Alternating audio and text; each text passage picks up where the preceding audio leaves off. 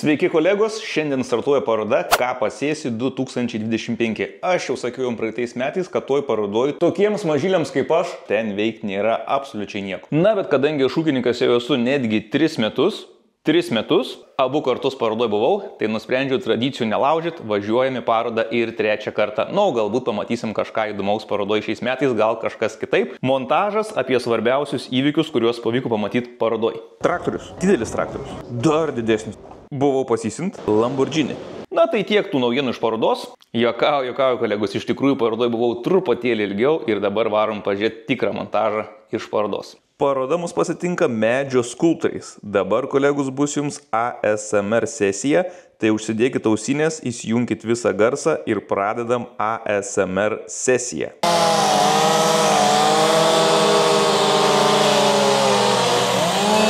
Na, tikiuosi visiems patiko, atsipalaidavot, tie, kur ruošitės miegot, dabar miegosit ramiai. Jei rimtai, tai skulptūros tikrai įspūdingos. Na, praeitais metais buvau čia pačioj pabaigoje, kai skulptūros jau buvo baigiamos, dažomos, tai, labai įspūdingai atrodė. Dabar, aišku, dar darbų pradžia, tai, būtų labai tikrai įdomu pažiūrėti, kaip viskas atrodys paskutinę dieną. Aš labiau bandysiu apžvelgti tai, kas aktualus tokiem mažiem ūkininkam kaip aš. Tai štai pirmasis mini traktoriukas. Pažiūrim, kas gero viduje. Kėdė, vairas, hidrostatas, turi muzikos, apsauga nuo saulės. Štai toks pirmasis traktoriukas. Arbos traktoriai, jei kažkam aktualu, praeitais metais padariau šitų traktorių apžvalgą, o gal netgi abiejais metais. Vienu žodžiu, kanale yra, galit pasižiūrėti, matyta, viskas čiupinėta. Tik praeitais metais neteko matyti šitos frezos. Hoffman, žemės dirbimo freza. Kapitonų kampelis, na visi tie traktoriukai yra vienodi. Nu kaip, ne visi traktoriukai, bet detalės. Pažiūrėkit, rankenos, sėdynės, posūkiai, veidrodėliai. Visų jų viskas yra vienodai. Ir labai panašu, aišku, viskas į mano traktoriuką. Labai panašu. Kapitonas vienas, kapitonas kitas. Taip, tos rankenos tikrai visos matytos. Aš taip įsivaizduoju, kad jie viską užsakinėja vienoj gamykloj. Ir kad ir per kokį traktoriuką eini, labai viskas vienoda. Rimtesnių ūkininkų rimtesnės technikos. O kad išblizgintos. Aišku, jeigu nori parduoti, reikia išblizginti padangos ir tos juodutėlės. Man asmeniškai pats gražiausias traktorius, numeris 1 tikrai pagal grožį. Aišku, pagal kokybę nieko pasakyti negaliu, neteko bandyti, bet labai gražus traktorius. O šitą žiūrėkit kaip pono Bino. Kokį radau mini fendą, eik tu savo, bet visiškai elektrinis fendas, 100% elektrinis. Galit su juo dirbti nuo 4 iki 7 valandų. Kaip, kolegos, ar rimtume tokį traktorių, su kurio gali dirbti 4 valandas? Taip, lape parašyti nuo 4 iki 7 valandų, bet mes visi suprantam, kad jeigu jūs nori dirbti 7 valandas, tai turi viskas tobulai įsidėstyti. Susirikiuoti visos planetos, jūs turi dirbti nuokalnį, vėjas turi pūsti jums į nugarą, viskas turi būti tobulai. Nes čia kaip su tais automobiliais, kur jums sako, kad jūs galite nuvažiuoti tiek kilometrų su tuo elektromobiliu, aš neįsivaizduoju, iš kur jie tos skaičius ištraukia ir kokiom sąlygom juos padaro. Bet štai toksai fendas elektrinis. Kas norit būti žalias, prašom. Viduj labai gražu, iš išorės irgi gražu. Elektrinis. Kaip manot, kolegos? Ar rimtumėt? O ką tu čia darai, taigi palikau tave namuose? O kad išsipūstės visas. Čia jau panašesnis kampelis į mano kampelį, tai mano dydžių ūkininkam jau čia kažkas panašaus, tai yra truputėlį aišku ir mažesniems ūkininkams, tokiems kaip aš, kažką pasižvalgyti, tai taip pat aišku yra. Nėra jau čia viskas, kad būtų tik dideliesiam. Beje, to purkštuvo tokio mini man taip pat kažkada ateityje reikės.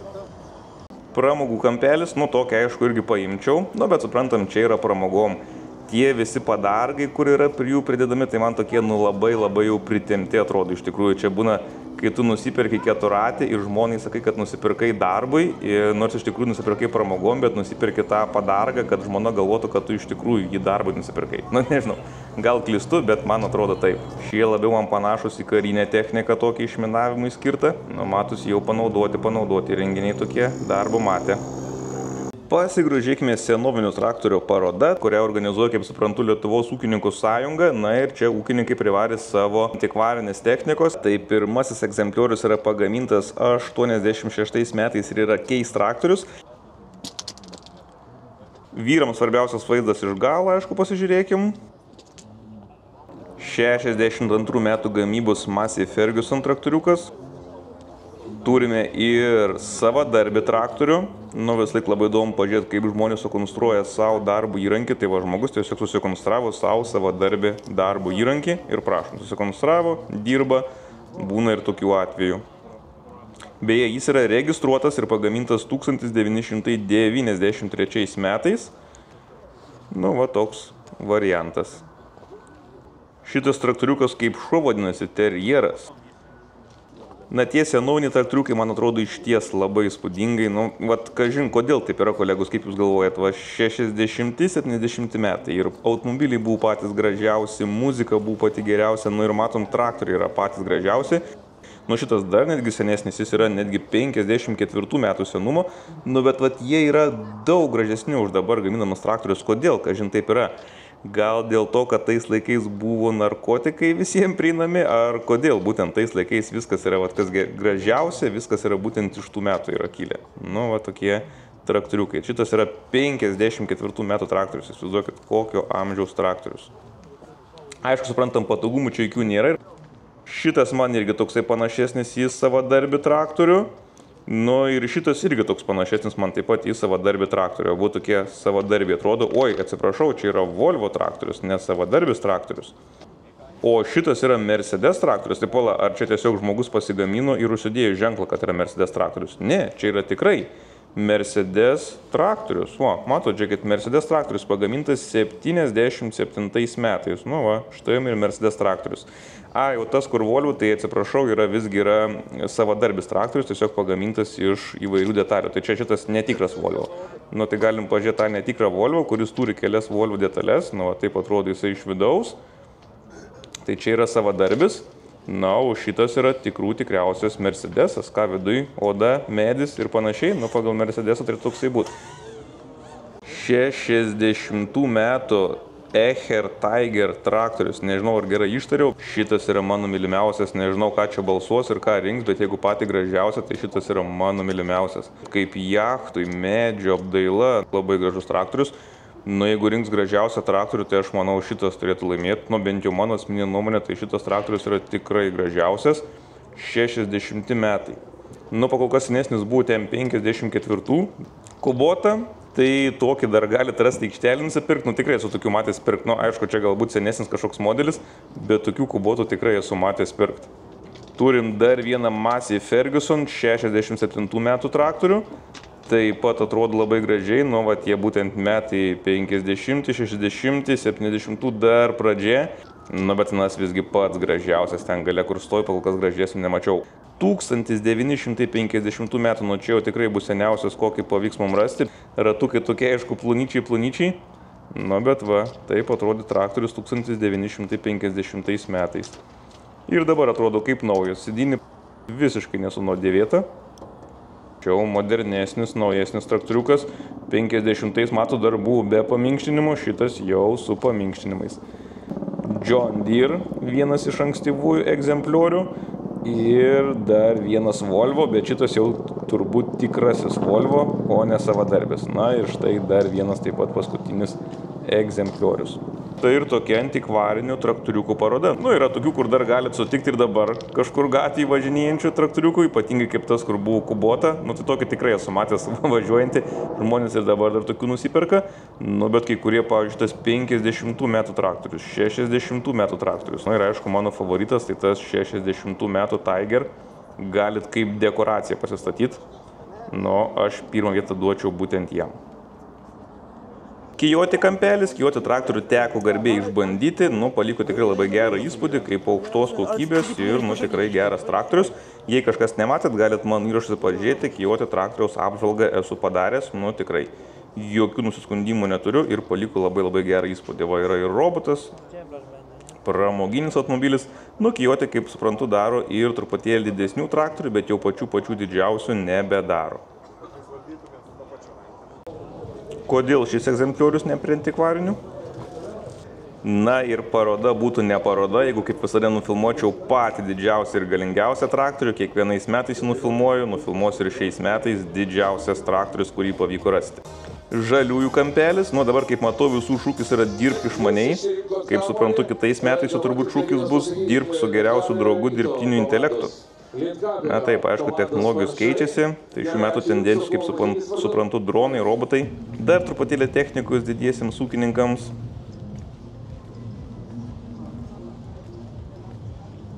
Eiti į paviljonus ar neiti, vis dar nesugalvojau, nežinau, ar verta man lysti tuos paviljonus. Nu, ten atrodo kažkas labai gražiai, taip raudonai atrodo, bet turbūt, žinokit, į paviljonus neisiu. Jau į paviljoną, žiūrėkit, čia yra visa pramogų zona, galite pasisupti su karuselė, yra žaidimų, kurių galite pažaisti. Tai, na, savo po to grįšiu, pamėginsiu, pageiminsiu, kas čia gero, karuselė, o kol vaikai supasi ten, tėveliai, matau, gali paragauti visokių skanumynų, nu, yra ir čia, kur pasilinksminti. Ar esat laukose matę Lamborghini traktorių? Kaip reikia sakyti, Lamborghini ar Lamborghini, net nežinau, man per prabangiai čia skamba ištart. Ir kainuoja 17 000 metams, tai kiek čia išeina apie 1400 eurų į mėnesį. Nu, prašom, kas nori, 1400 eurų į mėnesį ir galite laukus dirbti su Lamborghini traktoriu.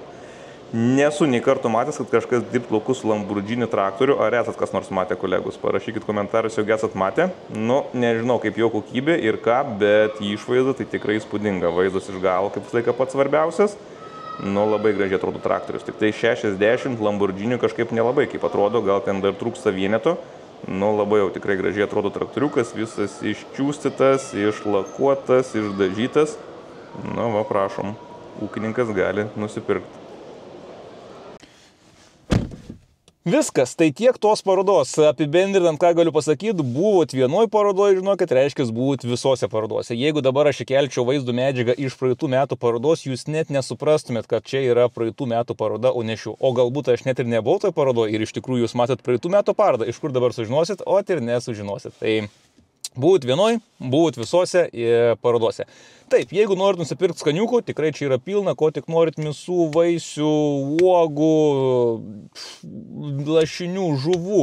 Tai skaniukų nusipirkti tikrai galit, nu, jau galit, jau viskas, jau pasibaigė, dabar jau kitų metų gausit lauk, bet, nu, taip, žmonės, kas ateina, nusipirka, tai tikrai čia yra, medelį kokį nusipirkti galima, bet žiūrint iš technikos pusės, tai aišku, viskas čia yra skirta labai stambiem ūkininkam, kaip ir sakiau, tai, nu, tokiem kaip aš nėra ką veikti, nes, nu, logiškai, aišku, ką aš čia pirksiu, nusipirkau tą mini traktoriuką vieną ir man 10 metų jo užteks, nu, ūkininkai pastoviai viską keičiasi, perka, technologijos naujos, tai, nu, kur pinigai ten ir tam ir renginys skirtas. Lenkijoje vyksta renginiai tokie mažiem ūkininkam, va šeimos ūkeliam, kurie ten augina visokias uogas, riešutus ir panašiai. Nu, pas mus, aišku, per mažai tų tokių smulkių ūkininkų, per mažai būtų pelno, tai tokie renginiai nevyksta. Na, galima, aišku, atvesti vaiką, gal traktoriui pasidėti. Nu, kai aš buvau vaikas, jeigu man tėvai būtų pasakę, varom į traktorių pasidėti, tai aš būčiau likęs nesupratęs. Tai jeigu čia sakęs, jūs man žaidimai kompiuterį nupirkit, o neveskite traktorių pasidėti. Bet šiais laikais galbūt jaunimas kitoks ir yra vaikų, kurie nori pasidėti traktoriui. Tai va, kas norit pažiūrėti, ką aš nusišneku. Baigėsi jau ta paroda, ašgi video sekmadienį kelsiu, tai jau viskas, niekas nebevažiuosit niekur. Tai kitiem metam nebent. Nu ką, o mes grįžtam prie savo ūkio darbų. Na, o dabar linksmoji vaizdo įrašo dalis, tai išsiaiškinsim, kas laimėjo baubio užkandžius. Jums pažadėjau pusę dėžės, tai pusė dėžės yra 6 užkandukai, tai man liko dar vienas užkandukas. Tai šitas lieka dar man paskutinis, na, o šitie 6 keliauja jums. Komentarų skaičius įspūdingas. 300 komentarų. Vau, čia yra mano kanalų rekordas. Nu, aišku, ačiū visiems, kas komentavot. Nu, bet jūs komentavot, nes norit laimėti tuos skaniukus. Nu, bet 300 komentarų, tai čia yra mano visų laikų rekordas. Nu, tikrai nesitikėjau, kad bus toks susidomėjimas. Tai reiškia, jūsų šansas yra 6 iš 300, arba tai reiškia, kad yra 1 prie 50. Nu, šansas yra tikrai neblogas, 1 prie 50. Jeigu jūsų komentaras dubliavosi, tai jūs neturit dvigubo šansų laimėti, tai nesvarbu, ar 1 kartą komentavote, ar 2 kartus, jūsų šansas laimėti yra 1. Nu, tai reiškia, bus mažiau komentarų negu 300, bet labai nedaug žmonių buvo, kurie komentavo po kelis kartus, mačiau porą žmonių buvo, kur po 2 kartus pakomentavo, nu, bet jūs dėl to savo šansų laimėti dėje, bet nepadidinot. Klijuojam ir darome čia, pasidarom, kad pas mus būtų su keywordu. Taip. Duplikatų, kad nebūtų, replies, kur atsakytai komentarą. Ai, tai tegu būna vis tiek, kad ten, jeigu baubai parašė, tegu būna. Gerai, dar kartą žiūrim, kas čia pasidarys, dabar užkraunam. 221 komentaras. Pirmas. Mindaugas Leimonas. O kaip aš atsiminsiu, kas nugalėjo? Taip pat turėsiu dabar žiūrėti video. Liko 220. Toliau. Titas Mincė. 2. Mindaugas Kazdailis 3. Aušra Beniušytė 4. Artūras Rokas 5 ir Edgaras Jakas 6. Sveikinu visus nugalėtojus, parašysiu, jei kažkas neatrašysit, tai paleisiu po to random pickerį dar kartą, toliau tęsim, bet jau jūs nebematysit, kas laimėjo. Katiliūzas supykęs, nervinasi, kad jo skaniukai iškeliauja jum, tai va, žinokit, Katiliūzas pyksta, kad skaniukai iškeliauja. Dėl to lipdukų nekreipkit, dar 2 metai ir jau tikrai nusiimsim. Sveikinu visus nugalėtojus, visiems, kas gausit, skanaus, na, jeigu dar gausiu kokių dovanų, tai su jumis vėl pasidalinsiu. Tiek šiam kartui, kolegos, susitiksim po savaitės, iki visiems.